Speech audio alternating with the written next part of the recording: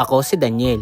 Di nyo kilala, pero ito nangyari sa araw ko. Magandang buhay. Maaga nga din pala nag-asikaso yung bilas ko at uuwi sila ng probinsya nila at kasal nung kanyang pamangkin. Ito nga din si Aliyah habang nag-aasikaso yung bilas ko ay talaga namang nagmamadali at sasama daw siya. Medyo halos nga napakadami nilang dalang gamit at medyo mahihirapan din sila at kasama pa niya si Aliyah. Medyo halos nga binibiro namin si Aliyah na sabi naman ay wag sumama kaya naman talagang permi laging takbo at laging nakasunod sa kanyang tita. Tricycle na nga lang din pala yung sinakyan nila na papuntang bus para kahit papaano man ay dala lahat ng gamit. Sabi ko nga sa kanya ay baka mahirapan siya at ang sabi naman niya pagkadating daw ng tricycle doon ay ilalagay na lang sa ilalim ng bus yung mga gamit niya at madali lang din naman daw. Medyo halos nga umaambon din at talagang medyo masama rin ang panahon. Okay na rin pala yung sinain kaya nagluto na rin ako ng maiulam namin. Tosino na nga lang din pala yung niluto namin at mamaya na lang din kayo bibili ng ulam. After ko nga lang din pala makapagluto ay naglinis na nga lang din muna ako dito sa bahay. Medyo halos kasi may kadumihan na nga rin dito sa mga likod ng sopa kaya winalis ko na nga lang din at pupunasan. Medyo halos mahirap nga rin din talagang tanggalin to sopa at napakalalaki. Ako din kasi yung tipong tao talaga na pag medyo makala talaga ay hindi ako napapakali at gusto ko talagang linis. Nasa halos ilang araw na nga rin pala kami dito at may nasikaso lang kami dito sa may Sampaloc, Manila. Medyo halos nga madumi na nga rin tong rep kaya inasikaso ko na nga lang din talaga at tinanggal ko na rin muna yung mga gamit at ibang mga laman. Uhugasan ko na nga lang din muna yung mga lagayan at medyo may kadumihan na nga rin talaga. Madali lang din naman linisan tong rep at medyo may kaliitan nga lang din talaga. Tinanggal ko na nga rin pala muna yung mga chocolate dito at napakarami din kasing nakalagay. Sasabunin ko na nga lang din muna ng maigi yung mga salamin at saka ko na lang din ibabalik. Bago ko na nga lang din muna ibalik isinabon ko na nga din muna lahat para kahit papaano man ay malinis. Mas maaliwalas din kasing gamitin pag malinis din talaga ang rep. Naiinip din kasi ako dito kaya talagang naglinis ako at wala rin kasi akong magawa. Pag nasa bahay din kasi ako sa amin sa Laguna ay talaga namang linis din ako ng linis halos araw-araw at naiinip din kasi ako. Halos hindi rin naman din ako masyadong tutok sa cellphone kaya naman talagang naglilinis ako para kahit papaano man ay hindi ako naiinip. After ko nga lang din pala maglinis at medyo hapon na bumili na nga lang din muna ako ng maiulam sa may Save More. Medyo may kalapitan lang din naman sa kanila dito yung Save More kaya naglakad na nga lang din ako. Medyo ingat nga lang din talaga sa paglalakad at napakadami sasakyan. Kumuha na nga lang din muna ako ng cart para malagyan ng aking pinamili. Nakakita pa nga din ako ng kangkong dito at kumuha nga lang din ako ng isang piraso. Dumaan na nga din ako dito sa kabilang gilid at kumuha na nga rin pala ako ng isang sibuyas. Medyo halos nga may kamahalan din talaga ang gulay dito sa Save More. Medyo may kadamihan nga yung nabili kong talong at wala kasing per piraso. Kumuha na nga lang din pala ako ng sinigang mix at nilakihan ko na nga lang din para kahit papaano man ay maasim talaga yung sinigang na lulutuin ko. Hindi na nga rin pala ako sa palengke bumili at may kamahalan din kasi sa palengke ang mga bilihin. Dito na lang nga din ako bumili sa may Save More. Okay din naman yung mga tinda dito at talaga namang lagi rin talagang bago. Kumuha na nga rin pala ako ng ilang pirasong manok at ilan lang din naman kami sa bahay. Pagkatapos ko na nga lang din pala makakuha ipinachop ko na nga rin yung manok para kahit papaano man ilulutuin ko na lang sa bahay. Naghintay na nga lang din pala ako ng ilang minuto at medyo pila din kasi dito sa bayaran. Napataon din kasi talaga na napakaraming bumibili dito ngayon. Pagkarating ko nga pala sa bahay agad ko na rin hinugasan yung binili. Medyo halos kasi anong oras na rin at lulutuin ko pa.